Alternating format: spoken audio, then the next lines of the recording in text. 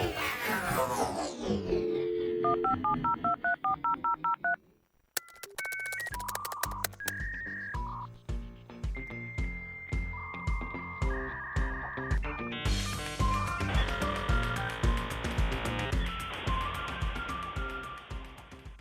right, what's happening, friends?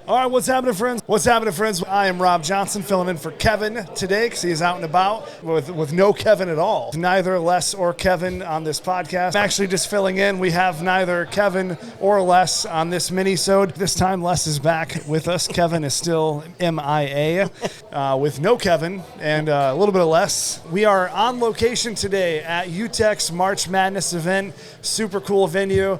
If you didn't happen to make it this year, put it in your calendar next year. Welcome back for another mini-sode of Less Kevin, More Tech. I'm Rob Johnson. Joining me in our makeshift studio, we are still enjoying the events at the March Madness party at UTEC HQ in Ann Arbor. Les Harris, welcome back. Rob, thank you for having me. And we have the long-anticipated, overdue return. Yes. Krystal Cook. Krystal Cook, welcome back. Hey, guys. Thank you. I remembered her name, Les. I was getting there. It was a dramatic pause, not Alzheimer's. Those two things are very different. Well, listen, Roy. I understand. I understand Alzheimer. So Rob, Krystal not only is a very professional businesswoman. She supports us, great follow-through, always quick to respond. She's been awarded nationally through industry organizations for her efforts. But what a lot of people don't know is that when Krystal has time on her hands, she's a stand-up comedian. And she's not only a stand-up comedian, but I would say some of it might be a little bit far from professional. Is this for real? Yes, this is for real. You do stand-up? Yeah. So I awesome. specifically was like, hey, Les, I do stand-up, but I keep it on the DL because I'm afraid I'm going to get in trouble one day professionally. I'm afraid someone's going to be like, that paper cut girl told a joke I did not like. She's out of here. So Les is like, great, let's put on a podcast. Yes. Yeah. You know, here's your greatest fear. We're going to stick it right here for you. So give us 1 minute of the flavor of the Krystal Cook stand-up. So one thing that I noticed when I came in here today was the fact that we have several alcohol stations set up. We have a Bloody Mary station. We have beer and wine. Then we have a bourbon tasting area. Yeah. And I never understand why we take people that know a lot about bourbon and we're like, they're a connoisseur, and we don't just call them like an alcoholic. Right? Like, think about that. Like, it's that one subject that they drink a lot of, they know every single detail about, and we're like, oh man, you're a connoisseur. Like, no, they have a problem. They have a drinking problem. That's why they know so much about it. Like, no one has ever met like a meth head and been like, what a connoisseur. You know all the best places to get it. You know all the different ways it's made. And here are the 3 different strands. How classy. What a connoisseur of meth you are. Like, dude, it's the only thing that we do that with, and it makes no sense to me. And it's just because it's, you know, the middle-aged man white problem. So that's why it's accepted. I love it. So that's my 1 minute of stand-up, and hopefully I don't get fired. Yes. That's amazing. Krystal, thank you so much. Thank you, guys. I can't even do the outro. Yeah, I know. That was so damn good. Yeah, it was.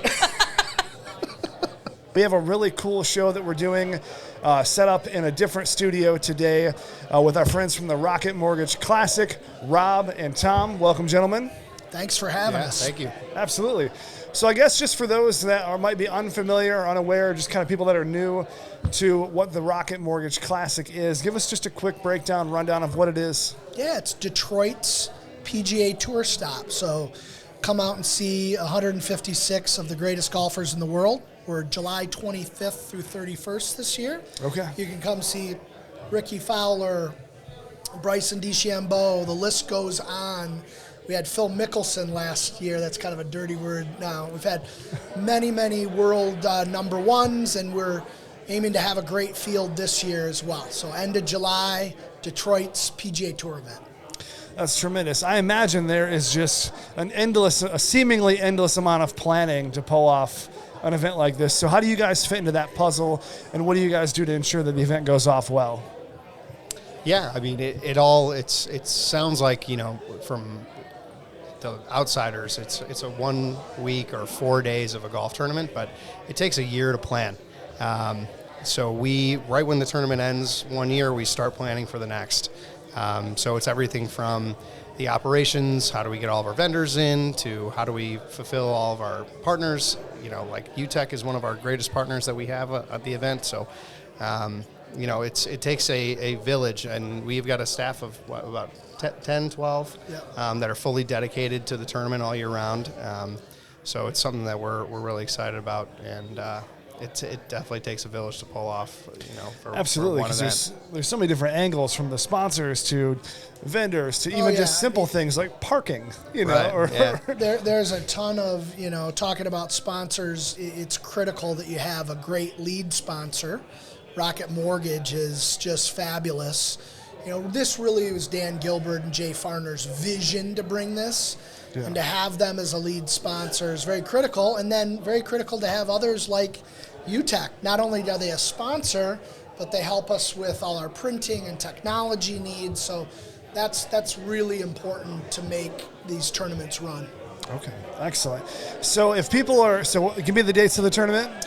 July 25th through the 31st. That's the tournament week. Yeah. Competition days are 28th through the 31st of July. Okay, great. And if people want to be onlookers, want to get involved, is there still time to do that? Yeah, absolutely. We still have some very limited hospitality available. Okay. But we'll go on sale with tickets up here in coming months. Our pre-sale, which will kind of be a private ticket sale, starts on April 11th. Okay. And then we'll go on public sale for tickets May 2nd. So still have time, waiting for the ground to de-thaw and the clubs to come out. I saw a few clubs roaming around here, and we're super excited. People are amped up and coming back after the whole COVID stuff. We're ready to go. Absolutely. I imagine all the golfers are ready for the ground to not be rock hard, so they can get back out there for sure. Yeah. Yep. Excellent. And all the information for the listeners is going to be in the show notes of this episode. So if you're wondering how can I get tickets or get involved, we'll make sure everything is linked in the show notes for the podcast. Gentlemen, anything else before we wrap up? No, thanks for having us out here. This is great. Really appreciate it. Absolutely. It's a real pleasure meeting you both. Rob, Tom, thanks so much. Cheers. Woo! Friend of the show. You're actually a host of the show. Yeah. Yeah. The heck we He's do. here too much, probably. Yeah. Absolutely. Amen. And we got a very special guest, retired police sergeant from Brighton PD, Mike Zaccotti. Welcome, my friend. Yeah. How you doing, folks? Yeah, I'm doing good. Excellent. Hey, Mike, I'm going to jump in. I got to ask you a question. There's an old saying, right? And the apple doesn't fall far from the tree. Have you ever heard that? Okay, yeah. All right, so He's setting me up for something. Yeah, I am. So to our audience out there, UTEC, we have so many metrics and so many measurements of how we take care of our clients, service response time to answer the phone, et cetera, but a lot of the folks know your son, Mike. Well, good. Yeah, because Mike works on our help desk. He in what is incredibly a stressful position, because nobody calls into a help desk and say, "Hey, how's things going? Yeah. Sun's shining." They always call in when there's challenges, and so Mike came to us, and he's your son. Yeah, there's a story to that too, because Well, let's hear the story. well, like I say, one day Mike used to work for Staples Yeah. in Brighton, and so me and my other son had to get his car back from the Lansing area, so we stopped at the Sunoco up in Brighton, for Grand River. And guess who was in there is your boss here, Kevin. And he turned to me and says, "Hey, you looking for a job?" And I don't think he was looking for me to get a job first. And I said, "No, I'm retired. I'm good. I just go golfing there." It's just, But he said, "You know what? I got one. One of my sons could use a job." All right. He was working at Staples at the time. Yeah. He was a little bit disenchanted with him, I should say. Yeah. So he said, "Well, send him over here. We'll fill him out. What does he like to do?" Well, actually, Mike's a writer. He Yeah. wants to be a writer. Yeah. But yet he's worked at Staples in the computers and taking care of computer problems and that. And I said, "Well, send him down there and I'll fill out some paperwork." Yeah. Well, after 3 interviews, I guess he had with Kevin and you guys, Yeah. he landed the job. Yeah. So I was interview 1. He walks in the door, and so he's coming in, and So we sat down right at that table out there, and so I'm just like, say, hey, tell me your story, what's going on? And he starts out, I'm an author, I'm a writer, and I'm a creative type, and da-da-da-da. And I'm like, well, why are you at Staples? And why are you answering support calls for printers and selling printers and so on and so forth? And so, but we hit it off, right? And so I said to him, Mike, listen, here's what we can offer you, right? We can offer you a place where you can be creative. You can engage with the public. You can learn a ton about technology. I mean, we got more training, here than you can shake a stick at.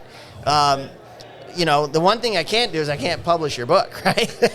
But I can give you an avenue to express your creativity, to give you an avenue, to enjoy technology and cutting edge. And he's like, dude, that sounds great, right? And then, at that point in time, we arranged him to meet with Kevin. Now, fortunately, Kevin didn't blow it for us, right? Well, no, not this time. But right, so the kid was like, he's like fired up, and we've gotten him. Our clients love him. They absolutely love him. And internally, we do here. He's responsive. He helped us set up the video wall yesterday for the basketball, and what a great kid. You did a wonderful job. He's really sharp, he's really smart. Like I say, why didn't he want to be a cop? Nobody wants to be a cop What? in my family. I got 2 sons, okay? Yeah. And that's Mike, and my other one's Daniel. Now, Dan would be a good cop. He's got the sense. Mike is not This is built, a dad talking, No, everybody. but Mike wasn't built to be a cop. He's too in tune to this. He's an intellectual. And you know what? Us cops aren't intellectuals, man. We're kind of meatheads. And we kind of like, I'm an old school cop, so I should say. Yeah. I like going out and roughing it up like the old days, But they're probably better off that I am retired now. Yeah. But that's okay. But I'll just say, Mike, it's fantastic. The apple didn't fall far from the tree. The kid's a hard worker. Oh, and that's the good part. You guys did a great job raising him. I appreciate it. Yeah. I really do appreciate it. Thank you. Thank you, guys. Hey, Absolutely. It's nice to be on your podcast, Yep. If they hear me down in Brighton, over at Champ's Pub, Yeah.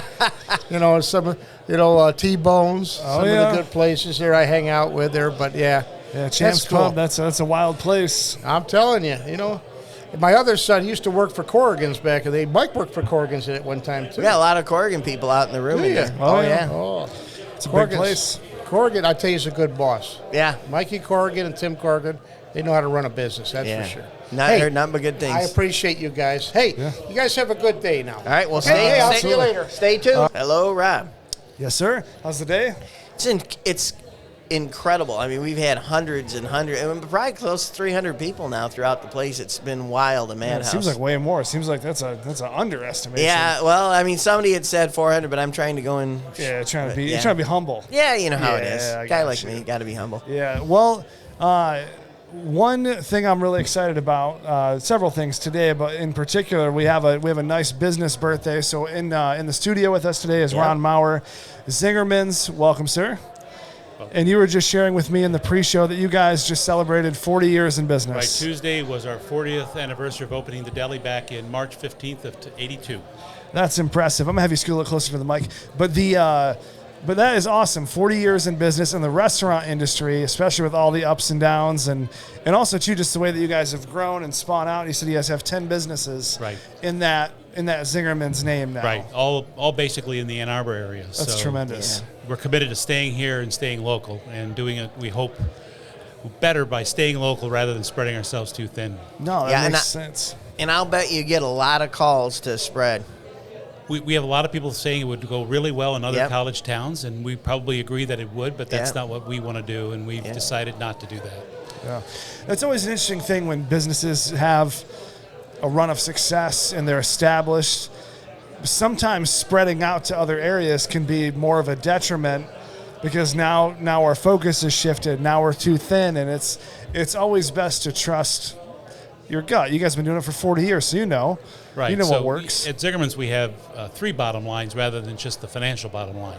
So it's about the quality of the food, Yeah. it's about the quality of the service, and about having strong financials to stay alive. Right. Sure.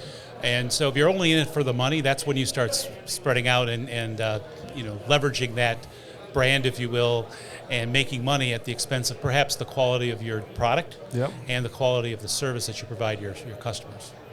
Yeah. So that's primarily what we're interested in, is balancing those three instead of going after just one. Right. Yeah, I've never heard somebody refer to service and quality Yeah. of food as a bottom line in a business. I love that.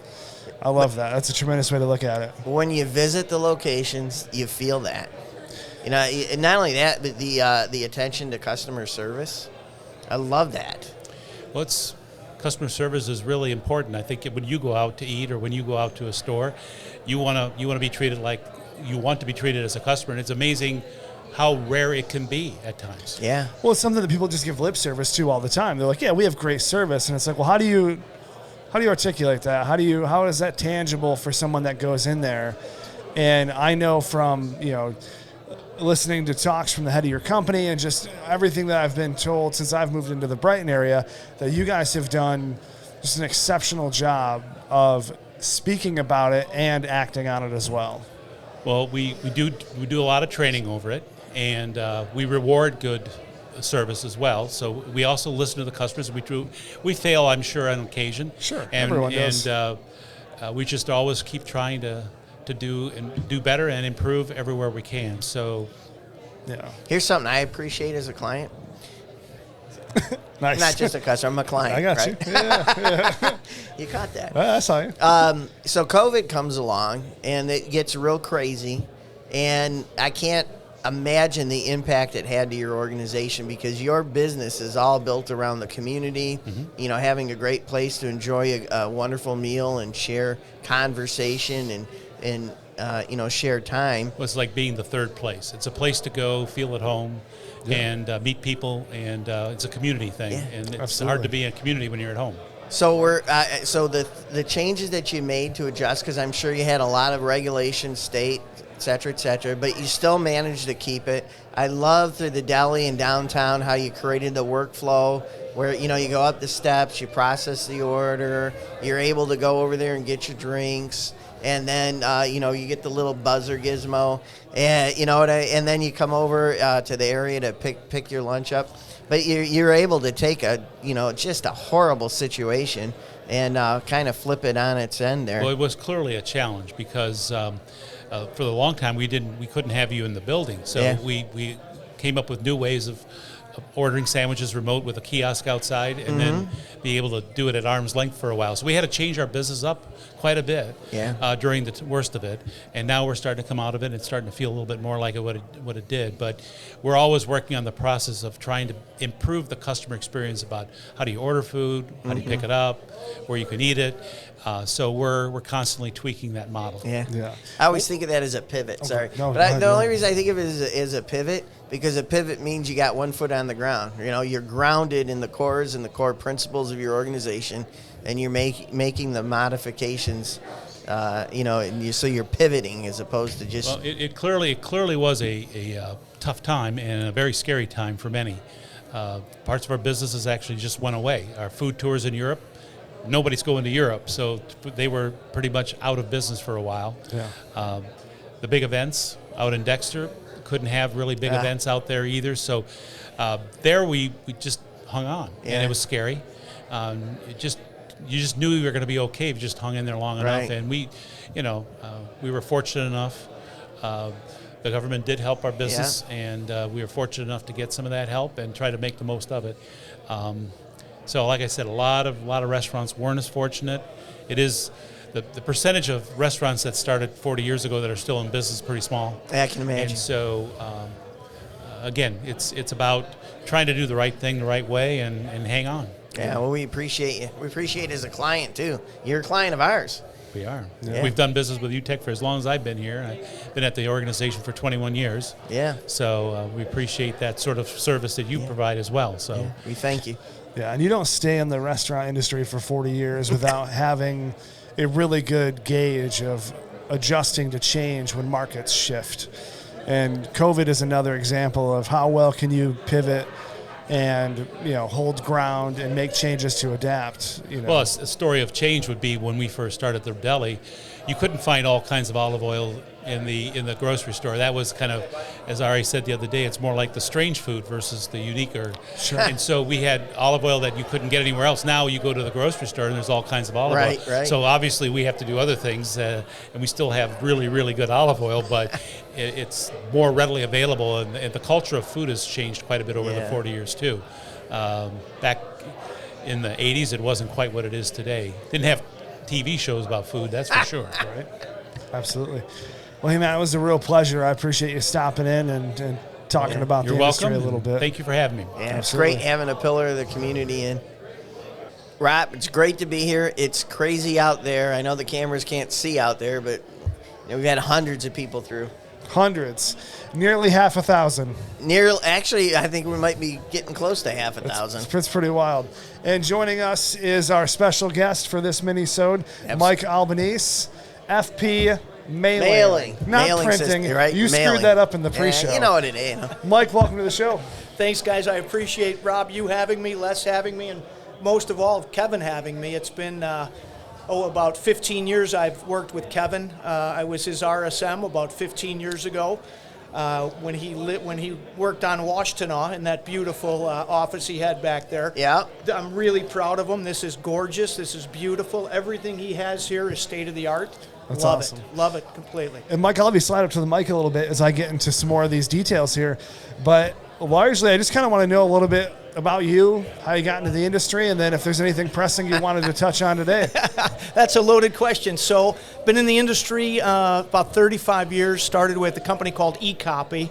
Les, I think you remember absolutely. eCopy back in the day, totally. which was a partner with Kannel. eCopy turned into a job in with Gordon Flesh, a big dealer in the Midwest, and then I joined on with Sharp for about 12 years out of the Midwest, and then since then I've moved on to FP Mailing. Still working with the same MFP dealers that I started with years ago, to say. That's cool. I got a burning question. Burning question. Yeah, so FP Mailing is literally the Pitney Bowes in Europe for mailing systems. I mean, it's dominating, right? So now you've come to the U.S. market and you're looking to replicate it. You're the driving force, here in Michigan, right? And you're our partner with our mailing. So what I want to understand is, where are you and your organization going in this world of digital? Yeah, that's a great question, Les, and that's a loaded question. So in the MFP industry years ago, I would say 15, 17 years ago, we went from analog to digital, and everybody remembers those days because there was a huge opportunity. Well, we're in that same opportunity now with mailing, where the United States Postal Service really carries all of the money that you use to put postage or dollar amounts on an envelope, right? A lot of people don't realize that. Yeah. They think they buy a stamp, but what you're talking about is when you walk into a business and they have those machines and they put the stamps, right? There's a phone line going into the machine, right? And what does it do? Wow, you set the table really nice, Les. I That's appreciate what we're trying that. to do. I'm carrying. He used to be a butler. So yeah, that phone line connects. It doesn't connect all the time, right? And that's why it kind of has that analog feel. And if you start running those letters through the machine, what's coming through the machine? You're spending money, right? You have to spend money on the envelopes, on the postage, on the envelopes. So where does that money go? Where does it come from? It goes on a PSD, a postal security device that is connected to every mail machine, right? So you put your money on that, but you don't connect to the Postal Service 24 hours a day. Here's the great analogy I use. Imagine if you go to the ATM and you just keep taking money out and it's not registering with your bank. Isn't that great? I could take out as much money as I want, go to the casino, win, lose, draw, whatever, but I'm still getting that money. But then once you connect to your bank, it tries to foot all that and put all that money back, and guess what? Half the time you're a little low. Yeah. So what's happening today is our postage machines are going from essentially analog to digital, where they're connected 24 hours a day. Yes. Right? So now you can't overindulge in that postage meter. You always have to have that money on there. So there's 1 million postage machines, just shy of 1 million out there, that have to be turned over before 2024. Yep. So a huge opportunity, and we're counting on working with UTEC as our partner here in Michigan to help us turn over not only the FP portion of that mailing, but Our two biggest competitors you mentioned already, right? Pitney. Was Pitney Bowes and Quadient. then Quadient / Neopost, whoever, Right. whatever they're called today. Right now, we carry the lowest percentage of the market share, but we've got the best equipment out that's ready to go to that digital marketplace today. Yeah. And that's important today because we're looking to grow our market share to triple if we can, and we're counting on UTEC as a partner to do that. So from a UTEC perspective, we see it as a great opportunity because if you own a mailing machine right now, it has to be upgraded by 2024 or you're in violation. And, hold on, and secondly is we have our service technicians on hand, that implement and repair all devices. That's tremendous. That's tremendous. Well, I appreciate that. And, You're right on top of it. Yeah. You're right on top of it. Yeah, I don't even need to be here. Les is crushing it. One other thing in the industry I'd like to mention right now is, you talk about compatibility, right? You talk about compatibility on the HIPAA side with medical. You talk about compatibility with Sarbanes-Oxley on legal, right? Yeah.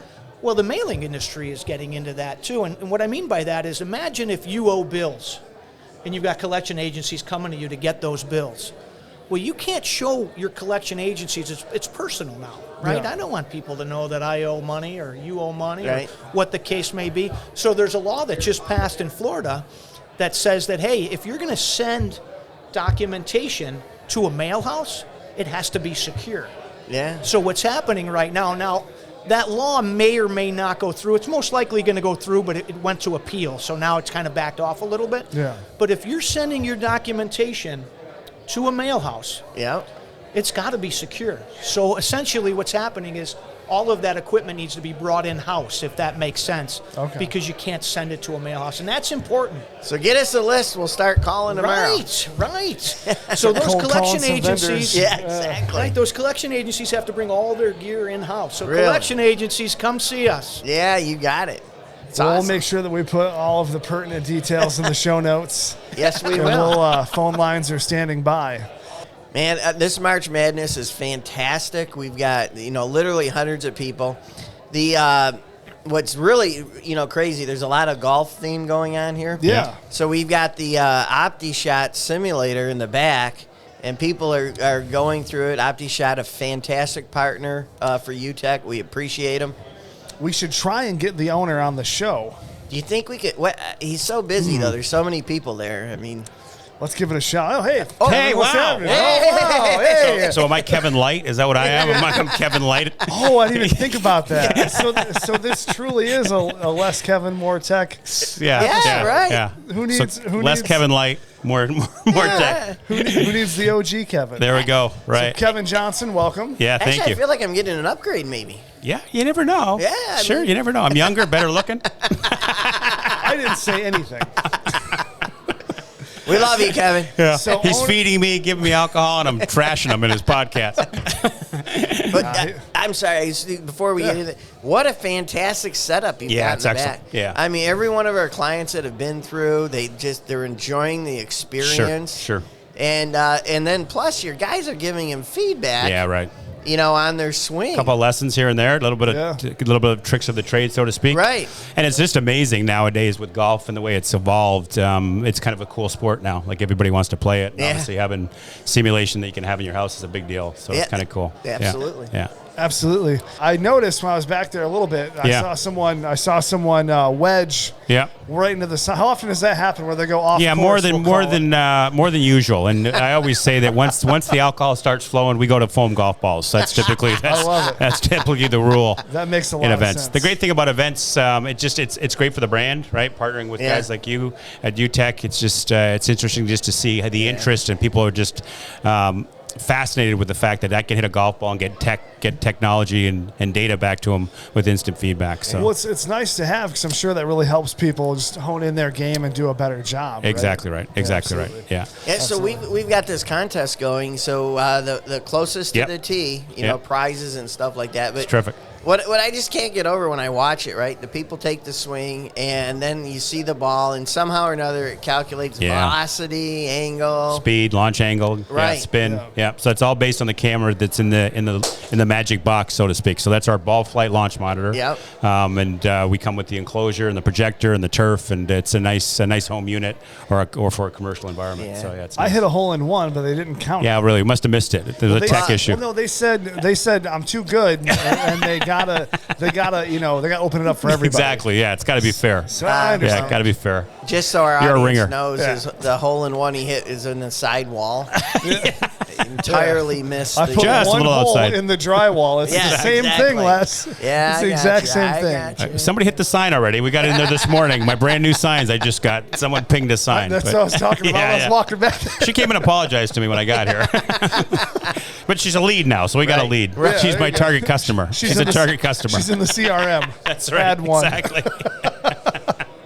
Well, awesome. Well, Kevin, man, it's always a pleasure. So, Yeah, it's fun. I guess in the next 6 months, anything new happening with OptiShot? Yeah, we've got Anything some new else tech coming down the pipeline, which will be exciting. Everybody have to sign an NDA, both digitally and here in the room, but Sure. we're really excited about that. Wow. That's really yeah, cool. yeah. And plus, I don't want to get shot or killed over Yeah, right. any right. type of golf information going on. Exactly. It's a pretty competitive market, the little simulator space Yeah, from I an bet, industry I bet. standpoint. So you got to stay up with what you can offer the customer base, and we just try to be creative. We start partnering with guys like Voice Caddy, which is a brand of GPS, and Sticks Golf is a new partner of ours. Wow. So they're a new golf manufacturer in the space, kind of could be a disruptor. So we just start looking at those type of organizations, much like UTEC, just good people, want to put out a great brand and bring a customer experience that's important. Well, we totally appreciate you, and we appreciate the technology. Yeah, vice versa. Because you can just feel the buzz and the the energy and the charge around it. Yeah, it's terrific. It's awesome. Yeah. Thanks so much, guys. Yeah. Yep.